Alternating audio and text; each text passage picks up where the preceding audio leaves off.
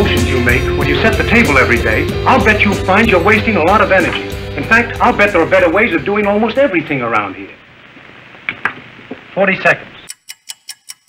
Dans cette recherche, un ouvrier d'une usine de métallurgie a ouvert le bal à la fin du 19e siècle, Frederick Winslow Taylor. Ancien tourneur devenu contremaître, Taylor est confronté à ce qu'il appelle la flânerie systématique de ses subordonnés. Il y voit une mauvaise organisation du travail.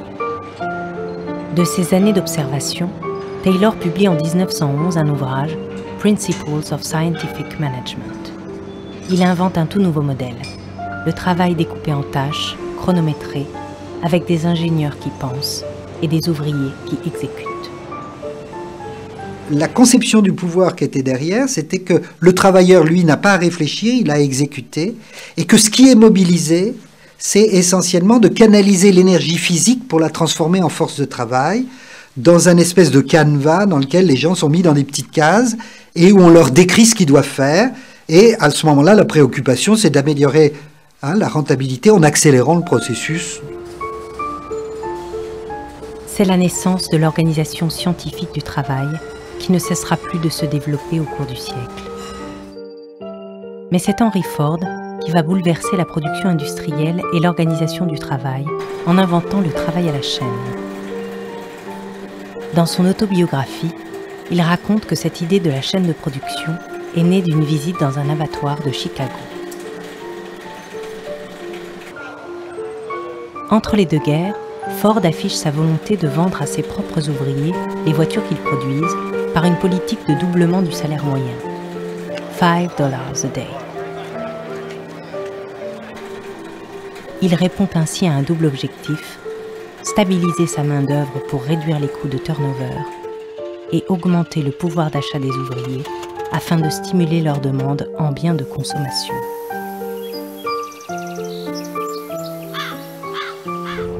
C'est le début de la production de masse.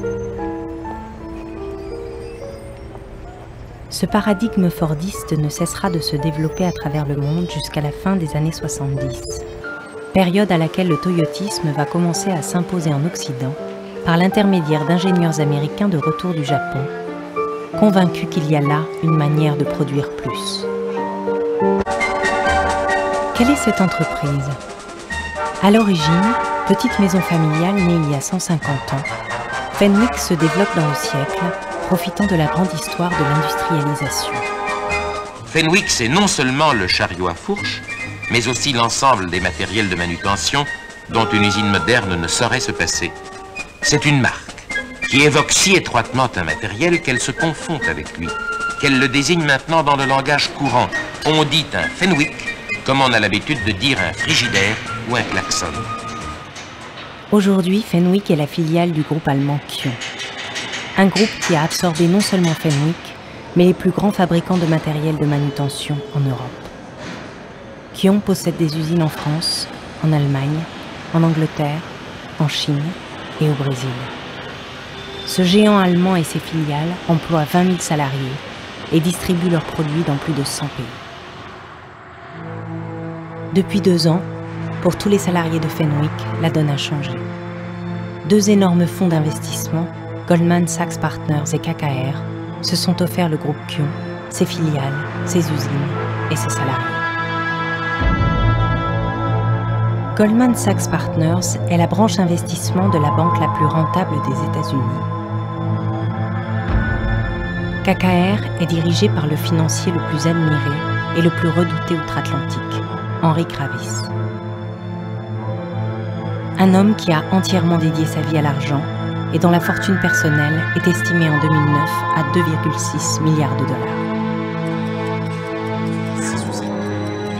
Les employés de Fenwick ne sont plus seulement les salariés d'une entreprise industrielle.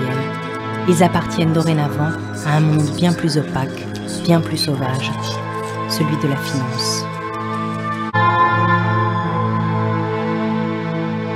How do we run our companies? Well, in KKR's case, our whole focus is 100% on operational improvement. How do you shorten the supply chain? How do you improve waste in the product? How do you improve productivity throughout the organization? How do you improve the sales force productivity and so on? These are the kinds of things that we do as a private equity firm, and that will not change.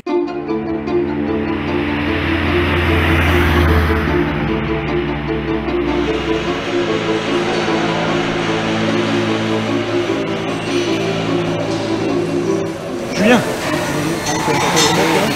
Donc si je résume, effectivement, tu as les grands conteneurs qui font 80 cm d'espace de travail pour pouvoir passer, circuler. Pour Henri Kravis, il reste à optimiser le cœur même de l'entreprise. Ce que tu proposais tout à l'heure, là, c'est l'alimentation en diagonale, là, ça me plaît bien. Ouais. Moi, je trouve que ça, c'est le truc. Si on pouvait éviter les rambardes, ça serait très très bien. Est-ce qu'on arriverait à trouver un rail suffisamment long pour pouvoir guider les pieds jusqu'au poste? L'objectif, c'est vraiment d'observer la situation actuelle et de partir de là pour éliminer tout ce qui est en trop, en fait. Tout le temps que l'opérateur met à attendre, c'est du temps qui est payé, mais pendant ce temps-là, il ne monte pas du chariot. Donc l'objectif, c'est de réduire au maximum tous ces gaspillages pour que le temps de l'opérateur soit optimisé. Cette démarche, elle s'appuie sur la philosophie Kaizen. Kai en japonais, c'est changement, et Zen, c'est bon pour un mieux. Donc ça veut dire changement pour un mieux.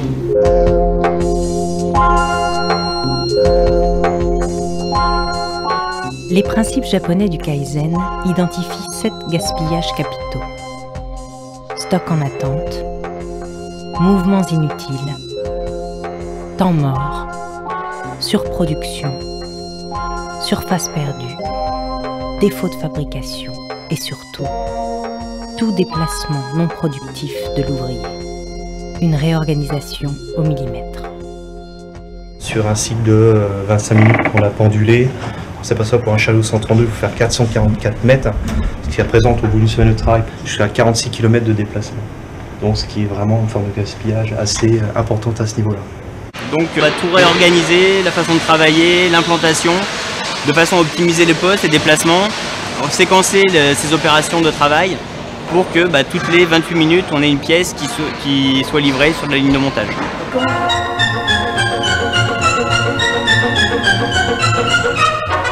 On fait moins de déplacements, mais on est plus fatigué, c'est la cadence qui est là.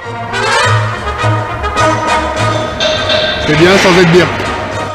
Le lean est bien pour le client, mais pour nous, ça augmente les cadences. Ça se ressent, hein. Ça se ressent tout de suite. La promesse de gain est colossale. Quelques minutes de travail gagné chaque jour par ouvrier, fois 400 ouvriers pour l'usine Fenwick, fois des centaines d'usines dans le monde pour KKR l'actionnaire. Dans les usines, l'ouvrier marche moins. En contrepartie, il piétine plus, mais sa productivité augmente. Son travail est désormais robotisé. Hommes et femmes se rapprochent au plus près de la machine.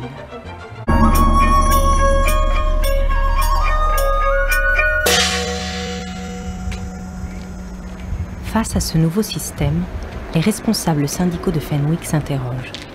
Dans toutes les bouches, il n'y a plus qu'un seul mot, le toyotisme.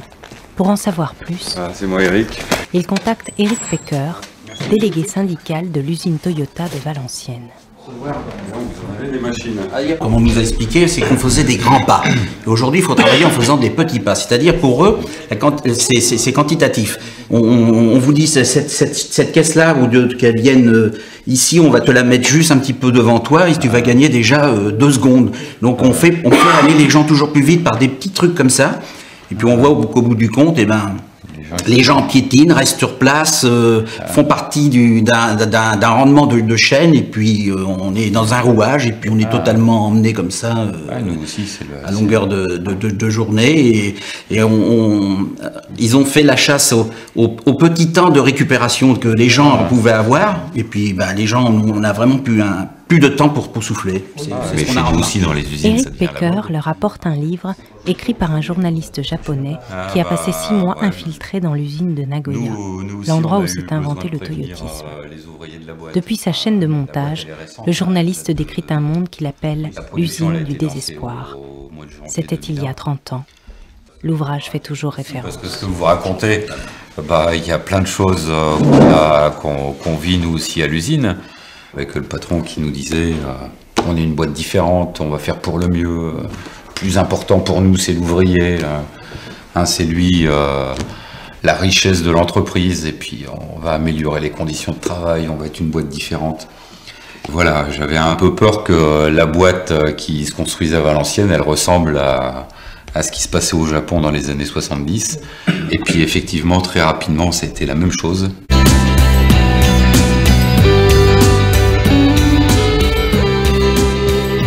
Voilà donc la recette magique apportée par les consultants dans l'usine de Sénon, le Lean Manufacturing ou encore système Toyota.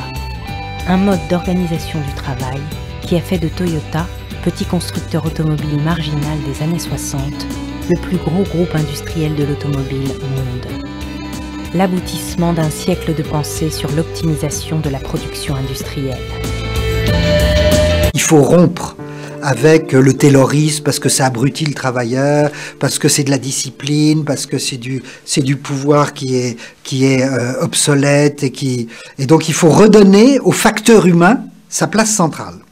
Le Fordisme n'avait peut-être pas une telle attention à l'ouvrier en tant que tel. On cherchait toujours à l'exploiter autant que possible, mais là où le toyotisme va plus loin, c'est qu'il va arriver à convaincre l'ouvrier qu'il lui importe de lui-même de trouver le moyen d'augmenter les cadences. On s'est rendu compte qu'il était beaucoup plus efficace et rentable et performant que le travailleur adhère, plutôt qu'il soit dans un système disciplinaire dans lequel le chef va lui dire ce qu'il faut faire et ce qu'il ne faut pas faire, et va le sanctionner s'il fait bien et le récompenser s'il fait mal. Et donc ça oblige de changer le rapport au travail.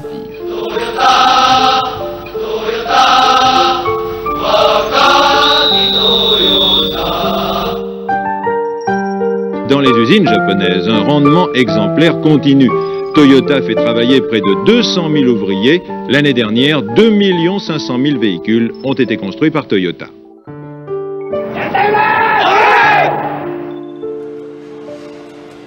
À l'usine Fenwick, comme chez Toyota, l'adhésion des ouvriers aux objectifs de l'entreprise est le nouveau credo. Chaque salarié doit proposer, quotidiennement, des idées, des astuces, des solutions afin d'améliorer la productivité et la sécurité de son poste.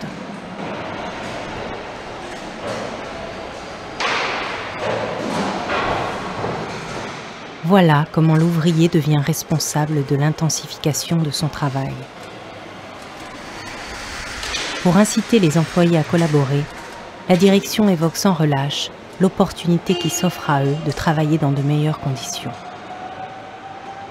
Cette démarche vise surtout à faire en sorte que les salariés soient les acteurs de l'amélioration de leur poste, et ça va donc par évidemment une meilleure organisation, donc des meilleures conditions de travail, une réduction de la pénibilité des tâches, tout ça dans un même sens. La règle d'or du système, c'est que toute amélioration doit aller dans le sens d'une amélioration de la qualité et de la productivité. C'est le critère d'acceptation de la proposition. Donc, si on peut à la fois améliorer les conditions du travail, le rendre moins pénible, le rendre moins fatigant, tout en réduisant le temps de cycle, tout en améliorant la qualité, cette proposition sera acceptée. Par exemple, si c'est moins douloureux pour l'ouvrier d'avoir le tournevis sur une table à côté de lui, au lieu d'avoir à se baisser pour le ramasser, bon, il aura moins mal au dos, donc c'est une amélioration des conditions de travail. Mais le but, c'est la productivité. Et si c'est l'inverse qui est vrai, s'il vaut mieux qu'il se baisse pour qu'il soit plus productif, on l'obligera à se baisser. Et les opérateurs eux-mêmes sont formés à comprendre les critères selon lesquels ils doivent faire de bonnes propositions ou pas de bonnes propositions.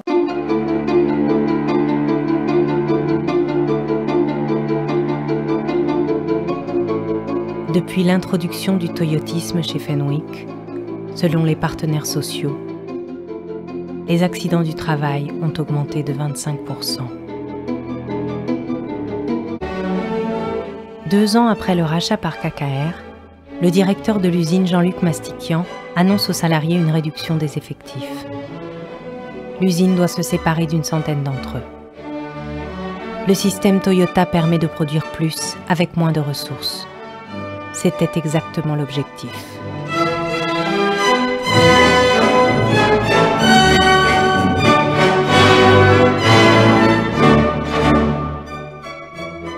Le sort des salariés de Fenwick est effectivement entre les mains d'Henri Kravis, le magicien de l'optimisation et du profit. L'homme qui fait jaser pour ses revenus exorbitants. 51 260 $ par heure, 24 heures sur 24, 365 jours par an, soit 1 300 000 $ par jour, soit encore 450 millions de dollars en 2006, ce qui équivaut à 23 492 années de salaire d'un ouvrier de Fenwick. 2006, 2007 were phenomenal years because there was cheap capital, plentiful, and we put a lot of money to work.